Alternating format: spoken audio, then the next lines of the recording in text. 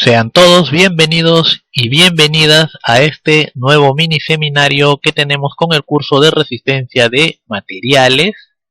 Esta vez volviendo a la primera parte del curso, resolviendo un grupo de interesantes problemas de este capítulo correspondiente a torsión, trabajando exclusivamente con el libro de Volmir, el cual es otro interesante texto de problemas de resistencia de materiales de la muy famosa editorial Mir. Pasemos entonces a nuestros problemas del día. Hallar el momento límite K a partir del límite de fluencia del material, el cual es de 200 megapascales.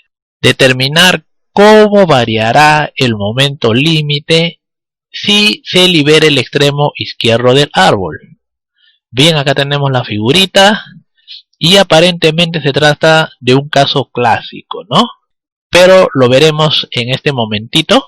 Tenemos aquí también la respuesta para la comparación respectiva. Y aquí tenemos el esquema agrandado, un eje con dos diámetros diferentes, sometido a un momento torsor K que debemos encontrar. ¿Estamos de acuerdo? Con respecto a la parte estática, creo que no hay ningún problema. Muchos ya recordamos aquí el procedimiento. Acá tenemos un momento en esta dirección, ¿cierto? Luego, por acción y reacción, tenemos momentos en cada uno de los empotramientos T sub A y T sub B. De acuerdo, ahora con esto trazamos nuestro diagrama de momentos torsores, también muy sencillo. Empezamos con el torque en el extremo A, que se reparte hasta el instante o la posición de la nueva o el nuevo torque, ¿cierto? Ahí vamos a descender K unidades de torque hasta encontrarnos con el torque B. ¿Listo? Y luego estableceremos que la suma de estos dos torques es igual al torque K. ¿Estamos de acuerdo? Esta es la expresión 1 y esto es lo correspondiente a estática. ¿Qué era lo que seguía? Utilizar el ángulo de torsión, ¿cierto? Ese es el método clásico de solución de este problema, pero acá tenemos una gran limitación, límite de fluencia del material, ¿cierto? Y ocurre de que el ángulo de torsión, como recordarás, es dependiente del módulo de rigidez. Y el módulo de rigidez es válido únicamente dentro del rango elástico de un material. Y mira, nosotros ya estamos aquí a partir del límite de fluencia, es decir, cuando el material ya está en pleno proceso de falla. ¿Entiendes? Es allí donde nuevamente debemos retomar nuestros conceptos. Lo que te voy a explicar lo puedes encontrar en cualquier texto de resistencia de materiales, pero yo con fines aclarativos voy a utilizar este famoso texto que es harto conocido por todos nosotros, ¿cierto? El famoso Peer-Johnson, en este caso sexta edición. Vamos a revisar esa parte donde nos hablan de ejes circulares hechos de materiales elastoplásticos. Como recordarás, el famoso esfuerzo cortante, esta formulita de acá que te estoy ampliando, tiene validez también dentro del rango elástico, ¿no? Es decir, el esfuerzo cortante tiene un comportamiento lineal. Y aquí a tu derecha lo puedes apreciar gráficamente, ¿no? Una vez que nosotros llegamos al límite de fluencia, bueno, en este caso sigue lineal, y luego tiende a volverse constante. El torque en el límite de fluencia tiene esta forma. Si te das cuenta es la misma expresión de arriba, solamente que en términos del esfuerzo de fluencia. Y listo. Esta es la expresión que yo necesito. El torque en el estado plástico. ¿Ok? El torque una vez que hemos pasado el límite de fluencia. ¿Estamos de acuerdo? El cual se deriva de esta expresión previa que depende de algo llamado radio elástico. Este ρ sub I de aquí. y este ρ me indica la parte del material que todavía conserva elasticidad. A medida que se va reduciendo este ρ, se hace 0, entonces se va haciendo despreciable esta fracción, y finalmente cuando llega a 0 nos queda esto de acá. ¿Estamos de acuerdo? Esta va a ser entonces la expresión que utilicemos, el famoso torque plástico. Y estamos aquí en este momento, hemos tenido la suma de torques por nuestros conocimientos de estática. Aquí tenemos los datos y esta es la expresión que estamos extrayendo. ¿Estamos de acuerdo? El torque en el estado plástico en función del torque en el límite de fluencia. Pero lo que yo quiero es despejar este torque de fluencia así. ¿Te das cuenta? A esto le llamo I. Y ahora recuerda la expresión del esfuerzo cortante en el mismo límite de fluencia. Ajá. ¿Era esto o no lo que viste? A esto le llamo A. J viene a ser el momento polar de inercia, como recordarás. Ya es una fórmula básica de estática. A esto le llamo doble I. C viene a ser en nuestro caso el radio o la mitad del diámetro. Aquí. O sea, la distancia del eje neutro a la fibra del esfuerzo, ¿no? Como recordaremos. Y ahora vamos a reemplazar todas estas expresiones para despejar nuestro torque en el estado plástico. ¿Estamos de acuerdo? Esto tendríamos. Observas. Este viene a ser el torque que rige en los empotramientos. Acuérdate que todo el material ha llegado ya al límite de fluencia, ¿no? Entonces esta expresión tiene que ser válida para calcular estos dos torques, tanto el torque A como el torque B. Ya todo el material, como te reitero, ha llegado a su límite de fluencia. De esta manera únicamente debemos reemplazar acá nuestros datitos.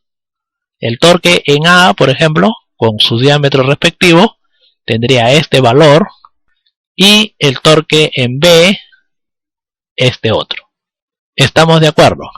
Con esto obtendremos, sumando, el K que nos piden. ¿Estamos de acuerdo?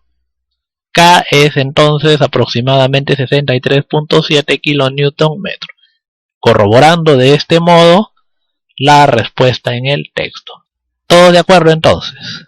Espero que hayas comprendido. Pasaremos a responder la siguiente pregunta del problema. Ahora me dicen de que liberamos el extremo izquierdo en A, ¿cierto? Nos quedaría lo siguiente. Ahora solo manda como torque único el K, ¿cierto? Y por este lado la reacción correspondiente en B. Según nuestros conocimientos, esto tendríamos, ¿no? De la estática. El torque en B es K. Pero este torque en B ya lo conocemos, mi estimado o mi estimada, ¿recuerdas? Y para responder la siguiente pregunta, únicamente vamos a comparar las diferencias. Este era el primer K que obtuvimos, y este es el nuevo K que nos sale. ¿Cómo sabré cuánto ha variado? Únicamente debo efectuar un cociente. Esto me da 5.64 veces. ¿Qué te parece? Muy interesante la pregunta, ¿cierto? Sobre todo la forma como nos ayuda a aclarar algunos conceptos. Bien, espero ahora sí que hayas comprendido todo el proceso de solución del problema. Nosotros pasaremos a una siguiente pregunta.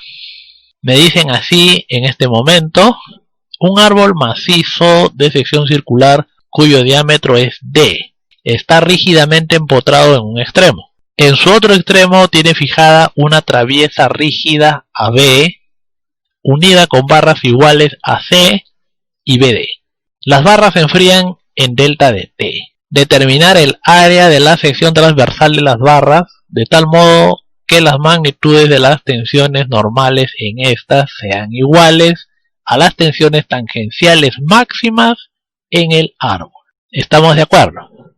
O sea, aquí tenemos un problema completo donde nosotros vamos a combinar tanto esfuerzo axial como esfuerzo por torsión. ¿Estamos de acuerdo? Sería algo un poquito más clásico, pero estas preguntas suelen aparecer en nuestros exámenes, ¿no? También tenemos aquí la respuesta con fines comparativos. F, según la nomenclatura soviética rusa, se utiliza la letra F. Bien, pasemos a la solución respectiva. Y este es nuestro esquemita. Te puedes dar cuenta de que hay simetría, ¿no? Según el dato, ambas barras, tanto la AC como la BD, están sujetas a la misma variación de temperatura. Por ende, el esfuerzo en ambas es el mismo, ¿cierto? Y más todavía, que la sección de ambas barras es igual. La misma longitud, como verás, longitud B. Entonces podemos categóricamente afirmar lo que se enuncia aquí arriba. ¿Te acuerdas de esto? La famosa dilatación lineal, ¿no? Para cada una de las barras se va a cumplir esto. Alfa, el coeficiente de dilatación, que no me lo dan. El delta de T sí. Para nosotros L sub 0 sería B. Y luego, reemplazando acá el dato, o los datos B y delta de T, esta sería la deformación lineal, ¿no? Por dilatación. Expresión A. Y ahora recuerda la famosa fórmula de la pelea, esta de aquí. Reemplazando nuestros datitos, A es F, E el módulo de Young del material, y L sub 0, B, ¿cierto? Expresión B. Y de ambas expresiones, nosotros vamos a despejar el esfuerzo o la fuerza, ¿no? De origen térmico. Expresión C. Y si pasamos a dividir el área, fuerza sobre área, tendríamos esfuerzo, ¿no? Este es el famoso esfuerzo normal o esfuerzo térmico en las varillas AC y BD. ¿Listo? A esto le llamamos 1 en romanos. Y estoy aquí. Hasta este momentito. Me dicen de que hay un enfriamiento en ambas barras, AC y BD. Ahora gráficamente vamos a observar el comportamiento. Mira, acá estamos viendo de frente tanto la barra como la traviesa. Esas cargas P al enfriar van a comprimir las barras. ¿Estamos de acuerdo? Entonces la dirección de la deformación sería como estás observando. A viene a ser la distancia de los extremos al centro de nuestra barrita. Y como consecuencia de los esfuerzos en las barras, se nos induce un torque, aquí lo estamos designando con T, y de la estática podemos afirmar esto. Y ya sería muy básico para ti, ¿cierto?